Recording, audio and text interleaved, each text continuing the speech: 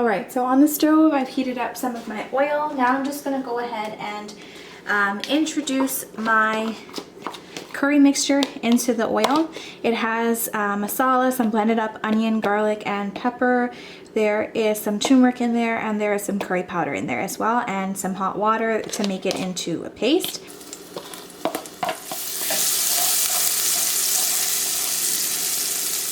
So usually I would add in like celery and things like that. I don't have that on hand. So I'm gonna add in my tomatoes, my onions, and my wiri pepper, which is just a spicy pepper. You can add any spicy pepper you have.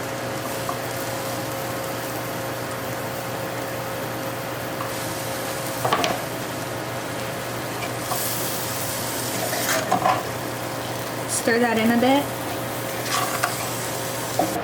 Now what I'm going to do is add a little bit of hot water.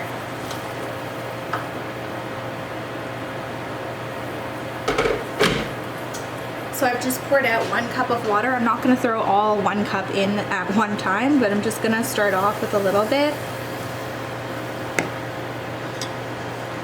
Turn up my heat to about a medium.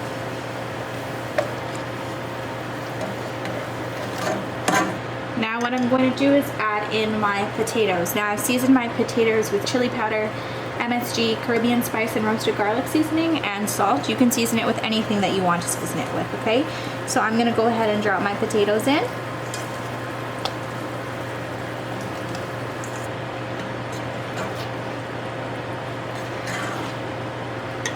Add a little bit more hot water. And cover my pot. I'm gonna let that cook for a little bit, covered. So I would say I left it on for another 6 minutes. At this time you can taste your curry though. So I need more flavor in my curry. So I'm gonna go ahead and add the spices that I would like to add, which are some more MSG. I mean, I don't think you're West Indian if you don't cook with a lot of, well, I shouldn't say that.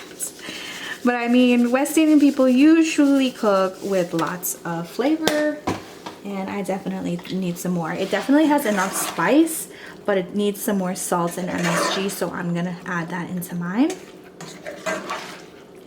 I have to admit that I went back in and kind of chopped up the potatoes that were too big. Rookie mistake. I'm not afraid to admit that I'm still learning, but yeah, they were a little too big, so I did cut them smaller.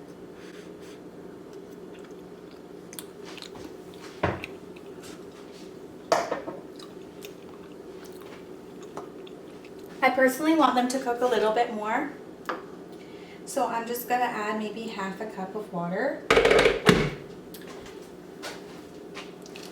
And I also want a nice gravy as well.